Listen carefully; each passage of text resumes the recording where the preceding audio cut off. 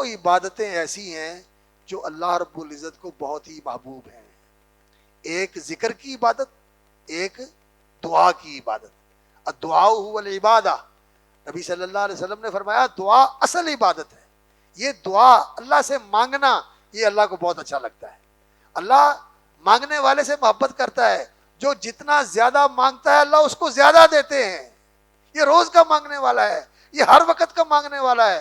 نبی صلی اللہ علیہ وسلم نے فرمایا جو یہ چاہتا ہے نا کہ سختی میں اس کی دعا قبول ہو، تو اسے چاہیے کہ خوشحالی میں زیادہ مانگا کرے، خوشحالی میں زیادہ مانگے، سختی میں اللہ رب العزت پھر فوراً سن لیتے ہیں اس کی۔ تو اللہ رب العزت مانگنے سے بہت خوش ہوتے ہیں۔ انسان تو مانگنے سے ناراض ہوتا ہے نا، اللہ رب العزت نہ مانگنے سے ناراض ہو۔ تو مانگنے کی عبادت اللہ کو بڑی محبوب ہے، اور دوسری ذکر کی عبادت اللہ رب العزت کو بڑی محبوب ہے، کہ اللہ کو یاد کیا جائے، اللہ کو یاد کیا جائے، دل میں بھی اللہ کی یاد ہو، اللہ کی محبت کے ساتھ، اس کی تعظیم کے ساتھ، زبان پر بھی اللہ کا ذکر ہو، اور یہ جسم بھی اللہ کی فرما برداری میں لگا ہو۔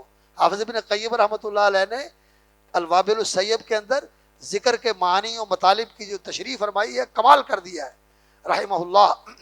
وہ فرماتے ہیں کہ ذکر قلبی بھی ہوتا ہے، دل کے ساتھ، دل میں اللہ کا دھیان ہو، اللہ کی محبت ہو، اللہ کی عظمت و جلال کا شعور ہو، اور زبان سے بھی ذکر ہوتا ہے کہ انسان اللہ کا نام لے رہا ہے، سبحان اللہ، الحمدللہ، اللہ اکبر، لا الہ الا اللہ، زبان سے اللہ کا نام لے رہا ہے۔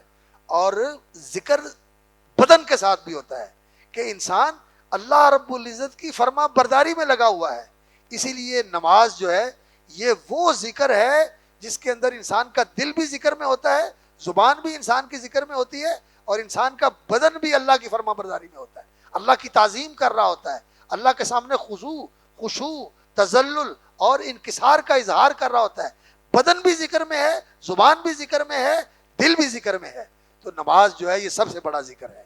اسی لیے فرمایا موسیٰ علیہ السلام کو اقیم الصلاۃ لذکری، میرے ذکر کے لیے نماز قائم کرنا۔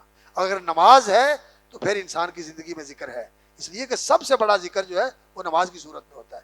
تو عبادت کے اندر جس چیز کی اللہ رب العزت نے تلقین فرمائی ہے کہ اس میں کثرت رکھو، نماز کی اقامت کا حکم دیا ہے اور ذکر کی کثرت کا حکم دیا ہے، اذکروا اللہ کثیرا لعلکم تفلحون۔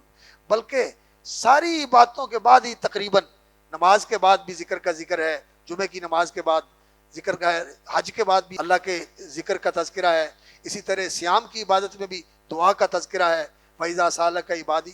تو آپ دیکھیں گے کہ اکثر جگہ پر جو اعمال ہیں ان کے آخر میں ذکر کی تلقین فرمائی گئی۔ تو ذکر کی اللہ رب العزت نے تلقین فرمائی ہے کہ اس میں کثرت ہونی چاہیے۔ تو امام بخاری رحمۃ اللہ علیہ یہاں آپ کو یہی سبق دے رہے ہیں کہ اللہ کی عبادت کے اندر یہ دو چیزیں جو ہیں، ایک اللہ سے دعا کرنا اور دوسرا اللہ کا ذکر کرنا، ان کا اہتمام زیادہ رکھیں۔